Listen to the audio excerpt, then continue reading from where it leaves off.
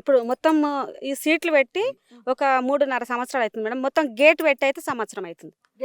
Gate పెట్టి సంవత్సరం అవుతుంది. గేట్ పెట్టొద్దని మేము అడ్డం పోయినాం. మా ఆయన పోయిండు. పోయి ఆ గుంత తవ్వుతుంటే ఆ జేసీబీలో కూర్చుంటే కూడా అందులోకి గుంజి అవతల ఎత్తేసిరు మా ఆయనకు. ఎత్తేస్తే మొత్తం ఇదంతా బ్లడ్డే. మొత్తం ఒక నెల రోజులు ఇట్లా పిసికేసిరు మేడం మనుషుని బోన్సర్లు.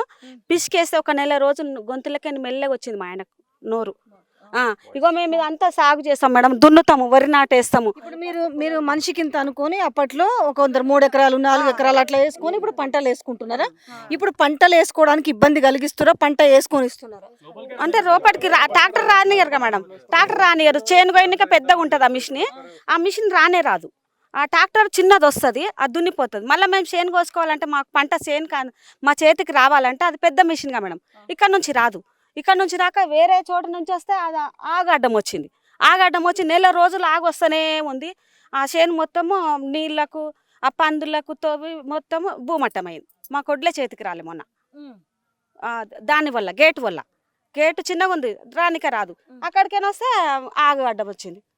ఆగు రానిసలే, దిగబడ్డది అది మిషన్. వాళ్ళు ఏమంటారు? మీరు వస్తే బౌన్సర్లు ఏమని అడ్డుకుంటారు? రావద్దంటారు. ఎవరి భూమి ఇదని చెప్తున్నారు వాళ్ళు?